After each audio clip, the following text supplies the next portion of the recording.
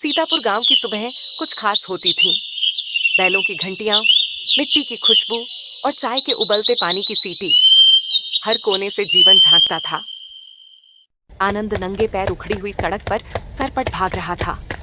फटी चप्पलें उसके हाथ में झूल रही थीं और हर कदम पर टूटे पत्थर उसके पैरों में चुभ रहे थे। अरे ओ महाराज, फिर से चप्पल फाड़ा है। कब सुधरेगा तू? सड़क सुधर जाए पहले, फिर मैं भी सुधर जाऊंगा। अरे वाह, गांव में सड़क बनेगी।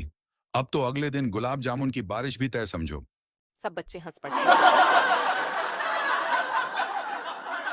जर्जर दीवारों और पुराने बरगद के बीच टिका था स्कूल, लेकिन बच्चों की मुस्कानें जैसे हर दरार में नई कहानी बो रही थीं। बच्चों, अगर बदलाव चाहिए तो खुद पहल करनी पड़ेगी।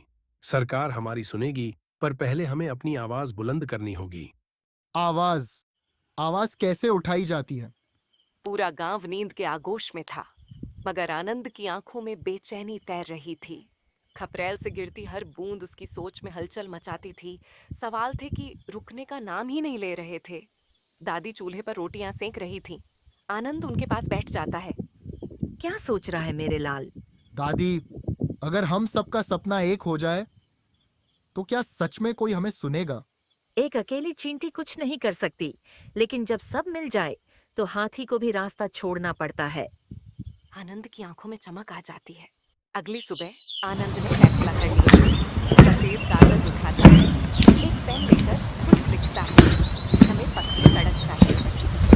और वह आत्मविश्वास के साथ घर से बाहर निकलता है। इतना बड़ा सपना, क्या लोग समझेंगे या बस हंसेंगे?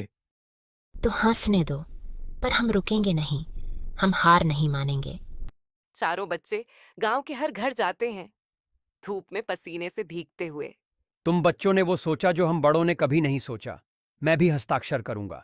हर दस्तखत के साथ बच्चों की उम्मीदें बढ़ती जाती हैं, लेकिन हर जीत आसान नहीं होती। अरे, कागज से सड़क बनेगी। तुम बच्चे हो, खेलने कूदने जाओ। तो क्या हम हमेशा ऐसे ही फंसते रहेंगे? आनंद चुपचाप सब सुनता है, लेकिन हार नहीं मानता। सरपंच के घर के सामने गांव वाले जमा हैं। आनंद और उसके दोस्त नर्वस हैं। ये काम बच्चों का नहीं, पर ये बच्चों की नहीं, पूरे गांव की मांग बन गई है। मैं खुद आगे बढ़ूंगा। तालियों की गड़गड़ाहट गूंजती है। दिन बीते, हफ्ते बीते। उम्मीद और मायूसी के बीच गांव झूलता रहा। बारिश का मौसम फिर आया। सड़क कीचड़ में डूब गई। लोग फिसले। एक दिन आनंद की छोटी बहन बुरी तरह फिसलकर चोटिल हो गई। कब आएगी वो सड़क दादी? कब? बस बेटा, अब बस थोड़ा सब्र और फिर एक सुबह धूल उड़ती दिखाई दी। बड़ी मशीनें, सड़क बनाने वाली गाड़ियां, इंजीनियर और मजदूर गांव में आते हैं। आ गए, आ गए, सच में आ गए। गांव वाले बाहर निकलकर तालियां बजाते हैं। बच्चे नाचने लगते हैं। गहरी नींव खोदी जाती है। तारकोल बिछाया जाता है।